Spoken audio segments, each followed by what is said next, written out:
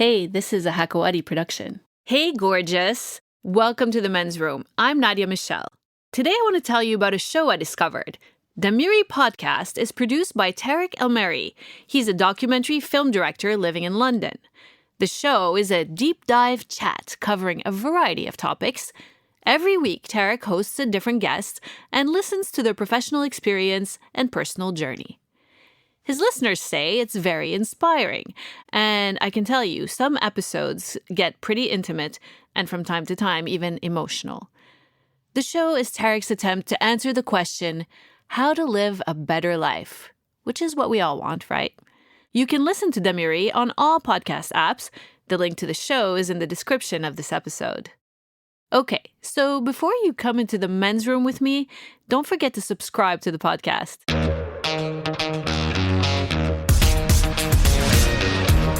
Today, we're diving into the world of Saudi Arabia's Generation Z through the eyes of a 19-year-old Saudi student and journalist, Sami Fathi. Hi, Sami. Hello. Thanks for joining us. No worries. Thanks for having me. Let's get straight into it. What's happening in your country these days? I'm not sure where to start. There's so much happening. The country's been changing within the past, I would say, few months even, but just looking at the past few years, the amount of change that's been taking place has been quite extraordinary when you put everything into context. So it's been amazing seeing everything sort of come into action.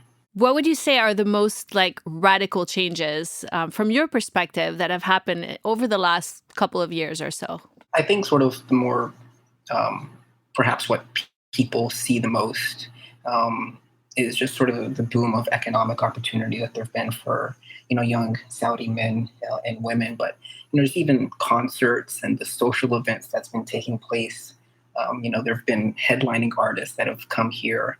We just had Riyadh season not too long ago. Before that, we had Jeddah season. So just the incredible amount of entertainment that we have right now in the country. But even more than that, I think in the past few years, we've begun to realize that the Saudi youth, just the youth in general, which makes up the majority of the population here, are just really a dynamic and fun group of people. And they're just incredibly hardworking and talented. So we've kind of seen that become more relevant in society. And I'm excited to see where it goes from here. So obviously, there's all the investment that's being put into tourism and the culture and entertainment industries. There's also a lot changing, though, in the social side of things. Have you felt any changes in your day-to-day life? Oh, absolutely. I mean, every day, even if it's something as simply as going to the grocery store. I mean, every day there's something new that's changing, and it's sort of nice to wake up every morning and I kind of ask myself, I'm like, what's going to be new today?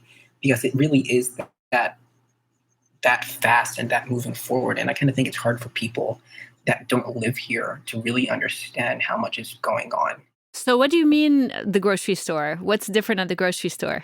I mean, not necessarily the grocery store, but just, being out in public, just seeing the way people act and seeing the way we've sort of begun to treat each other. We've kind of begun to realize that we're one family and that we have to stick by together. And for more specifics, I mean, within the past few months, as I said, we've seen social events. So you go out in public now, you hear music playing, you hear and see people dancing and having a good time. And a few years ago, that was not a thing. And now you see it as pretty much a normal. So we know they lifted the ban on, women having to cover up. So when you go to these events, are girls covered? Well, I'm not sure on the legality of it, but from what I understand, there have been women that have opened up, but there is still a large portion of the population, that are still abiding by the old ways. But there are definitely people and young women that are taking the freedom and wearing things without the abaya.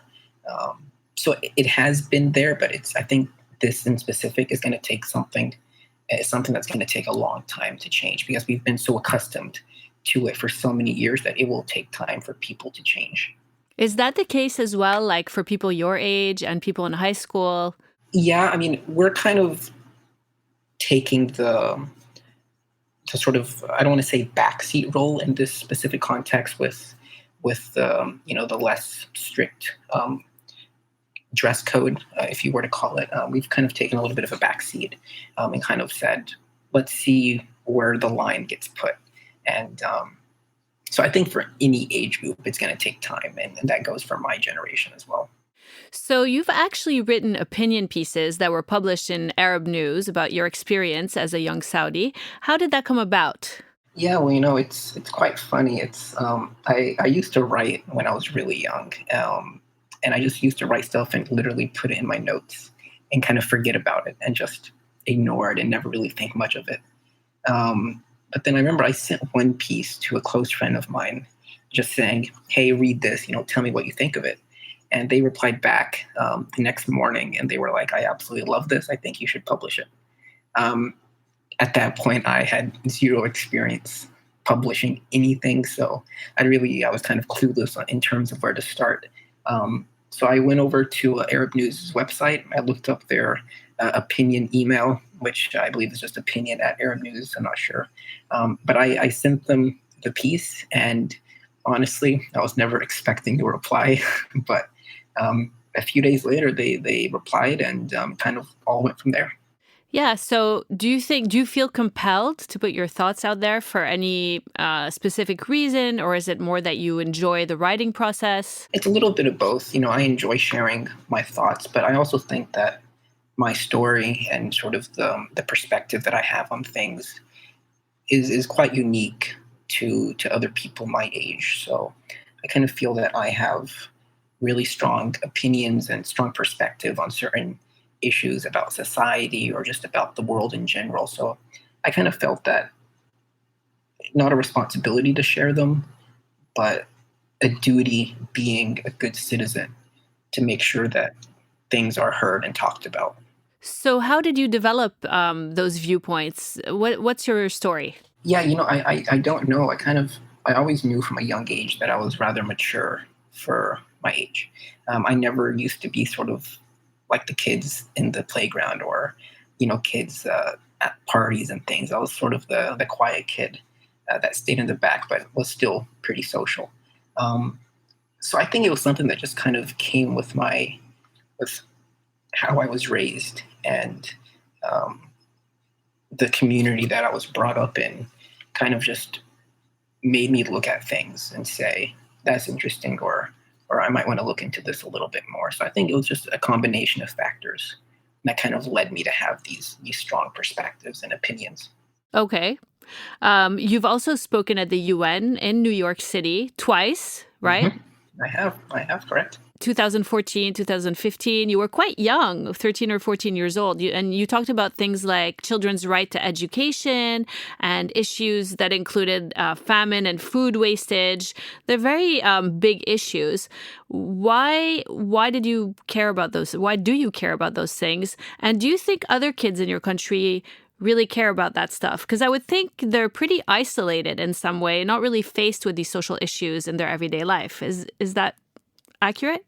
To an extent, yes. And to the first part of your question, I was incredibly honored to have those opportunities to travel to New York and to the UN, and to and while I was there, not only did I give speeches, but I had the opportunity to meet with people from around the world who were leading non-governmental organizations or different organizations that were working towards solving issues. Um, and to the second part of your question about people my age here, it's always hard for us to feel sympathetic towards something or towards an issue if we've never felt it ourselves.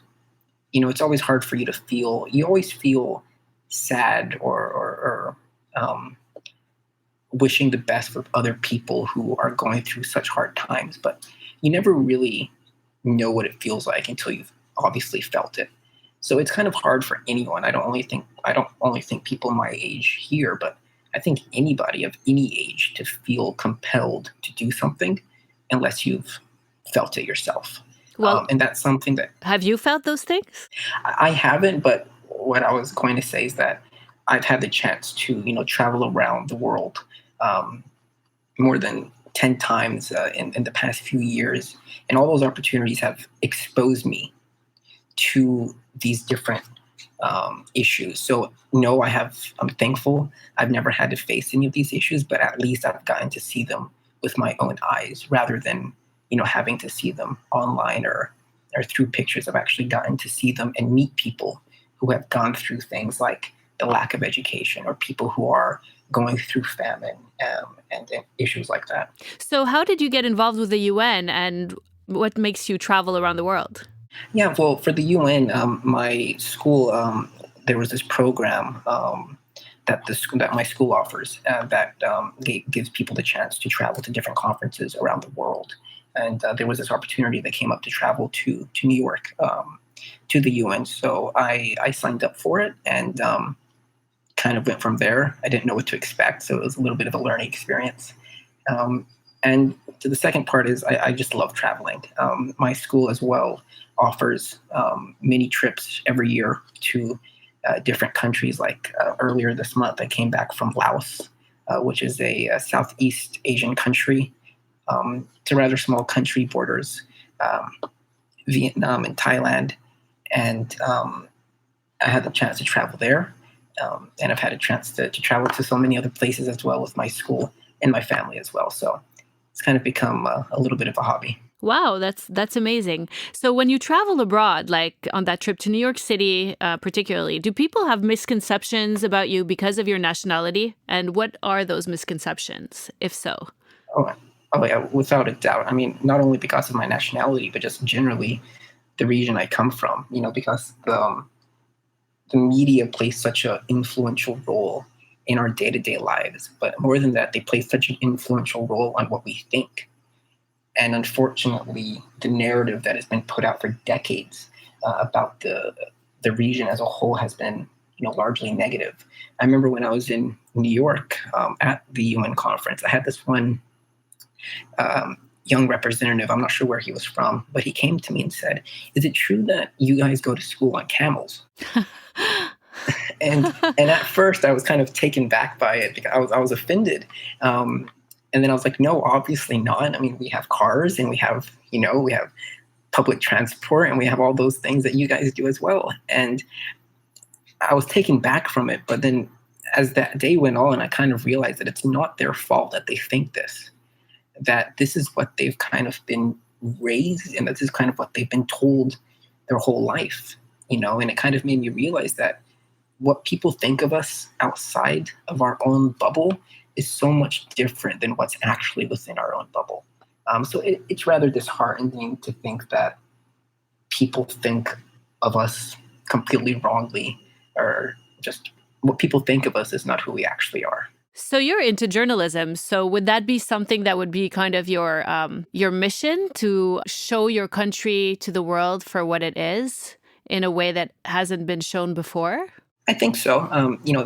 That's been something that's been taking place already, but I think that is something that I indeed want to take a more active role in is showing who we are, us as a people, not maybe necessarily the country itself in terms of the the amusement parks we have or the different attractions we have, but just us as the people, who us as Saudis are.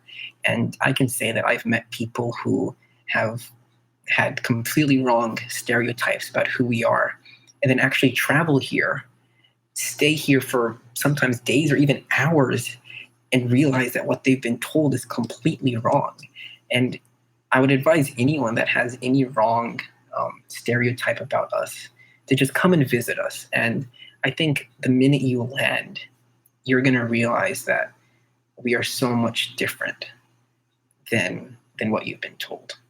Well, clearly you're in sync with what the Saudi government is trying to put out there. We actually found you on an Instagram page called Saudi Arabia, which seems to be a government-sponsored kind of PR media campaign. How did those people get in touch with you, and who are they?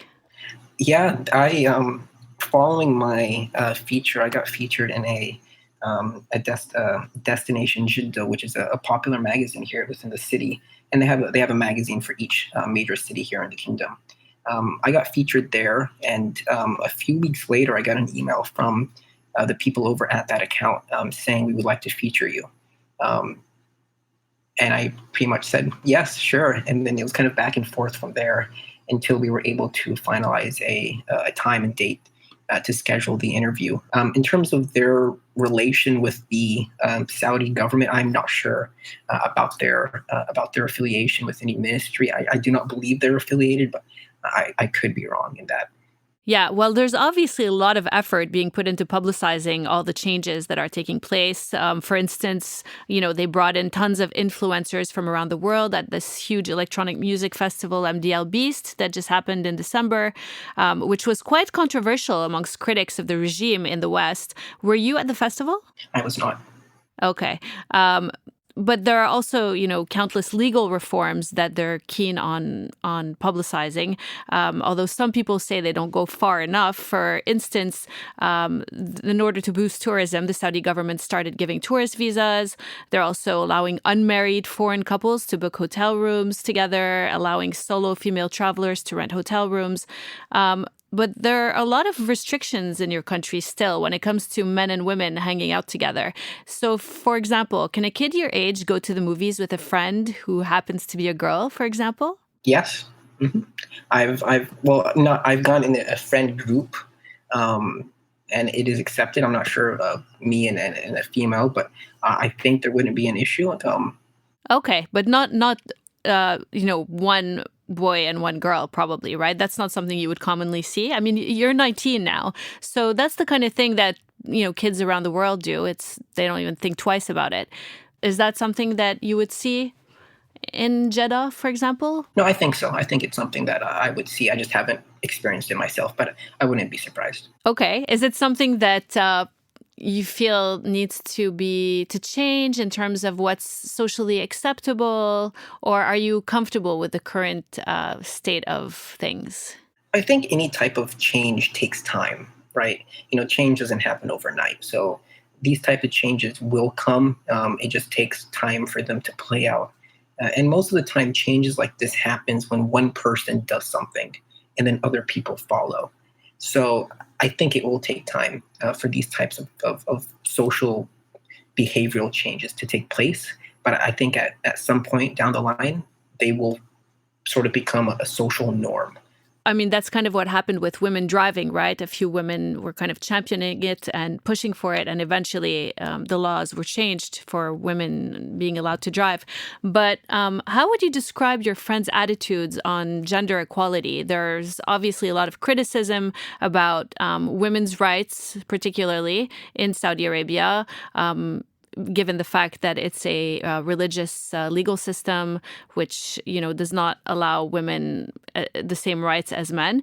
Do kids your age really want men and women to be equal, to have equal rights in all realms of society, from your perspective?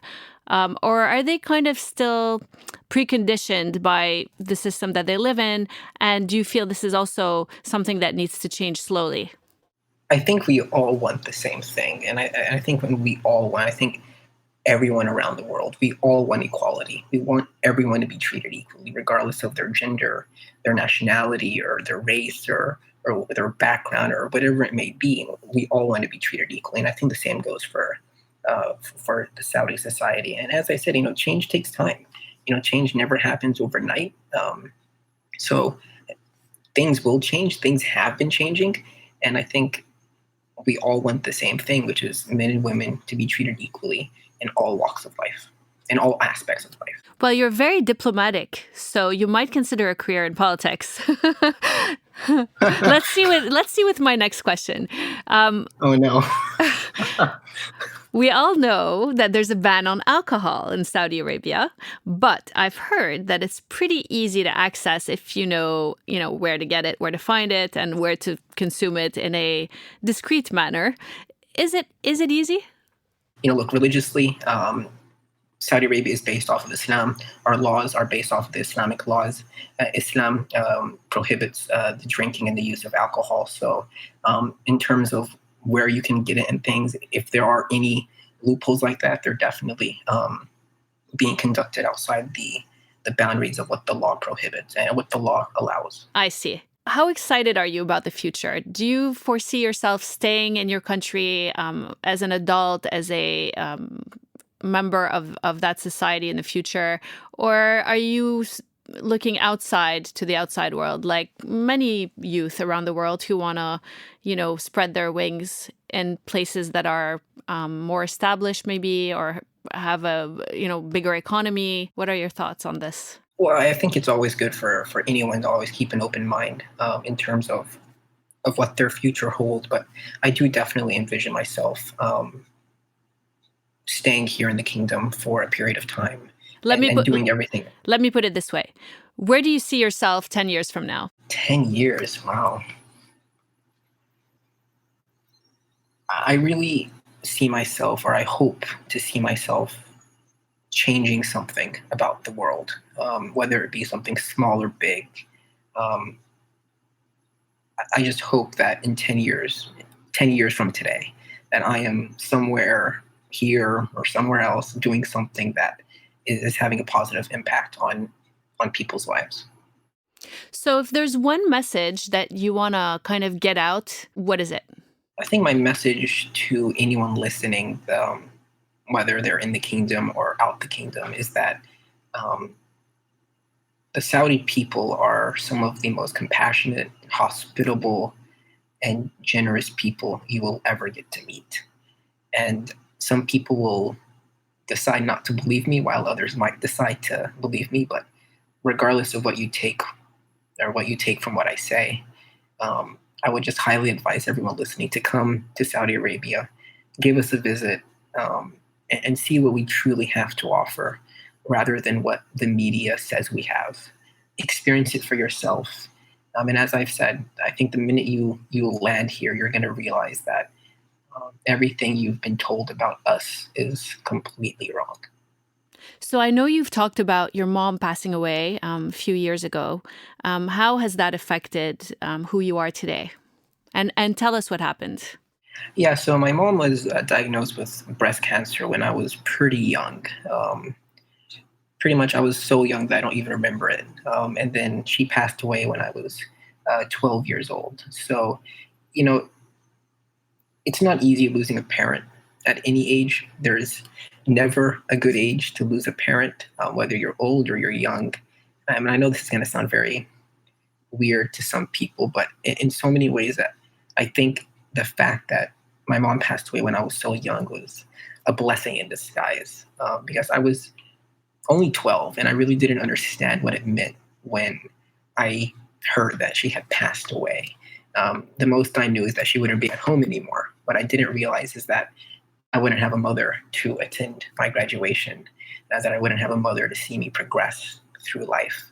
So I think the fact that it happened when I was so young is sort of a blessing, because if it happened now when I'm older and wiser, I think its impact on me as a person would have been much greater. And she's impacted every aspect of who I am. There isn't a day that goes by that she doesn't cross my mind. So, it's not easy, but life moves on regardless of how difficult it is. Well, I'm sure she would be really proud of who you are today. No, thank you very much. I hope she is. That's all any child wants to do is to make their parents proud. All right, Sami. Well, I'm really sorry about your mom again. It's so sad, but thank you so much for sharing that story. Oh, thank you for giving me the opportunity. You sound like a very intelligent and responsible young man.